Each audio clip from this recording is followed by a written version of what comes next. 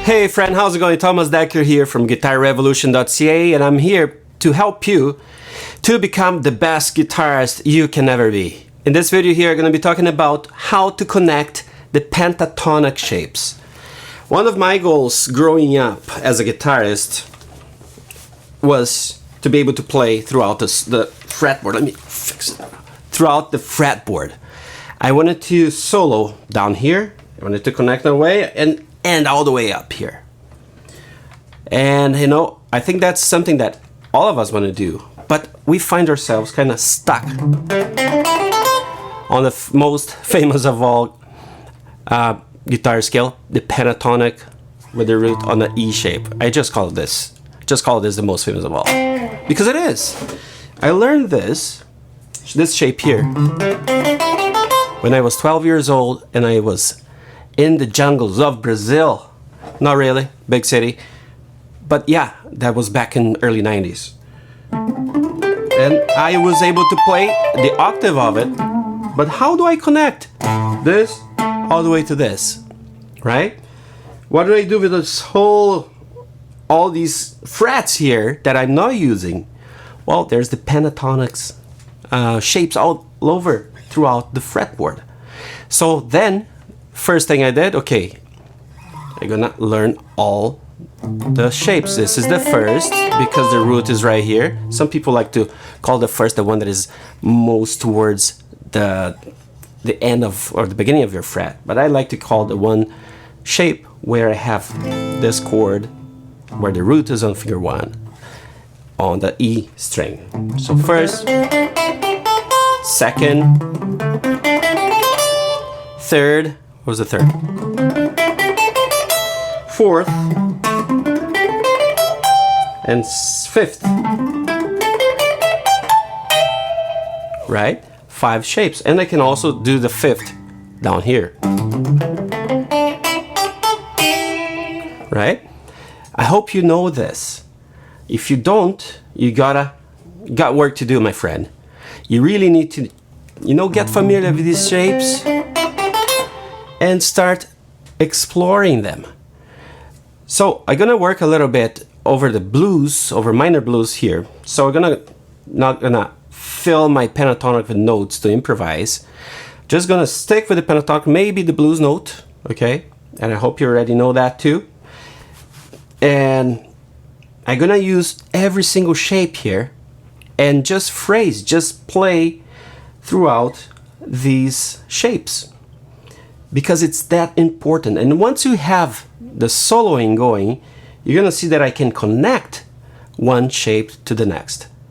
It's very foundational, but very, very important for you to develop that skill, or else you're always gonna be stuck on that and the octave of it, right? You want to do more than that. I know, because that's what I wanted to do, and I know because I have over 6,000 students that want that as well. So pay attention, plug your guitar, tune, and get to work. This is no way around. You have to work. There's no way around. I'm sorry. I wish there was, but there's not. Okay, let's do this.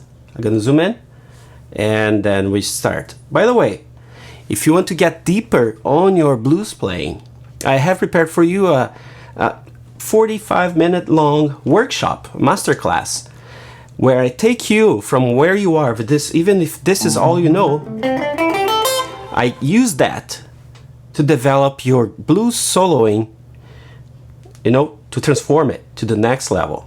And I'm not just saying that because I want you to watch it. I want you to watch it because it is very, very helpful.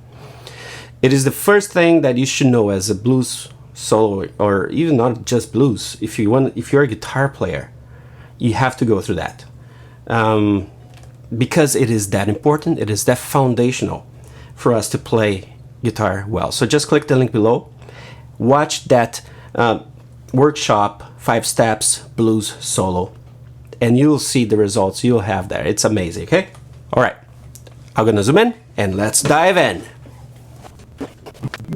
All right, here we are. That blues is in A, minor, A minor 7, and then goes to D minor, back to A minor. Then E minor 7, D minor 7, A minor 7. And then there's an an E dominant that brings back to A minor. I love that. Unexpected major 7 there. And since we know, okay, the root is A, all we have to do is to play the pentatonic right here. Okay, so I'm gonna work on this, and then I'm gonna connect to the next one. And this is a very good way for you to connect. You just go,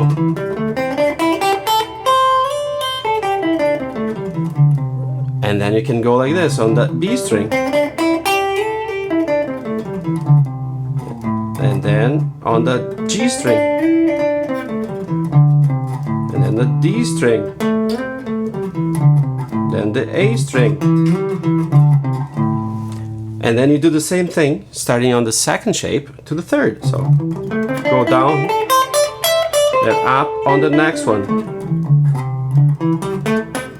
Oops. There. And then on the G string. D string. Right? And then so on. From the third to the fourth. Yeah, fourth.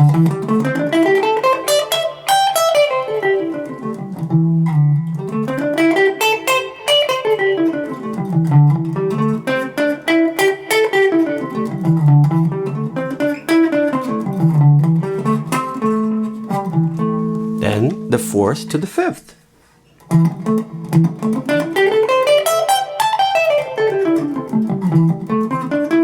Oops.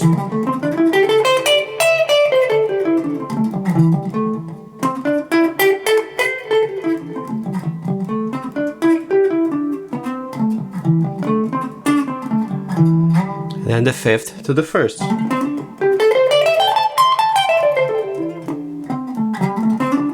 Oh. I'm gonna do down here.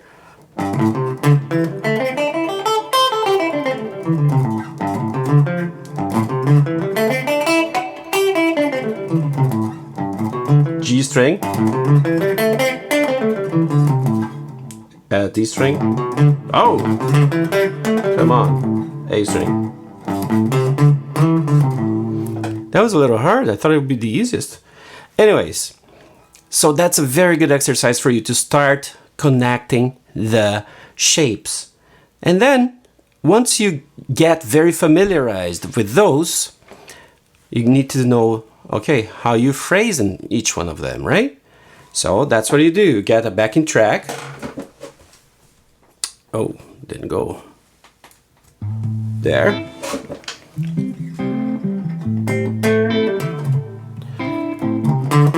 And start soloing, phrasing. Usually people know how to phrase very well here on this one. So go to the next one.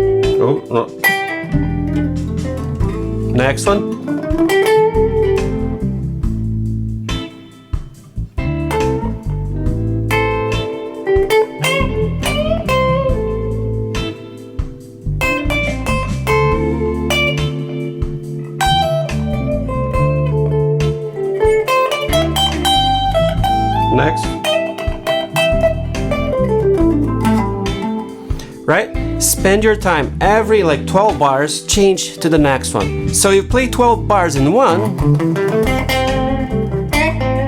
get some ideas. The next 12 bars, play the next one. Spend the 12 bars trying to find the notes. 12 bars on the next one.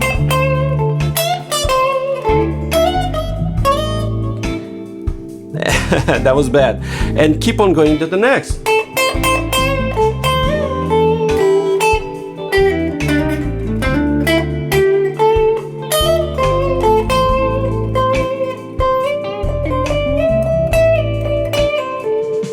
Go to the next one. So expand the 12 bars in each. Don't be lazy, try to do that, and you'll see how you're gonna get results. The other thing is, try to connect one shape to the next. So you're playing starts here. Why don't you start one before?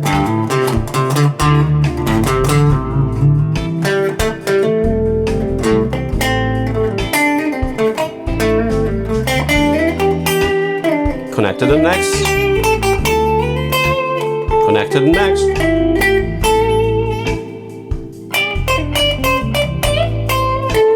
Right? So because you're familiar with each shape, you can solo in whatever you are. And then you start for the next.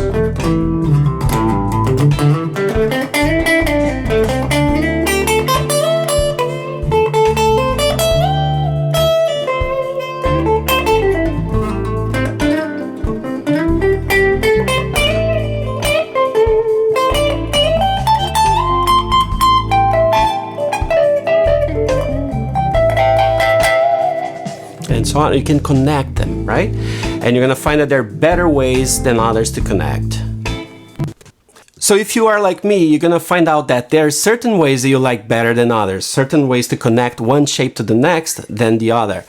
And that's normal, that's natural. Like me and all the other guitar players in the world, you're gonna find yourself in that. So it's very good for you to understand how in each string you can connect from one shape to the next. So do that first exercise.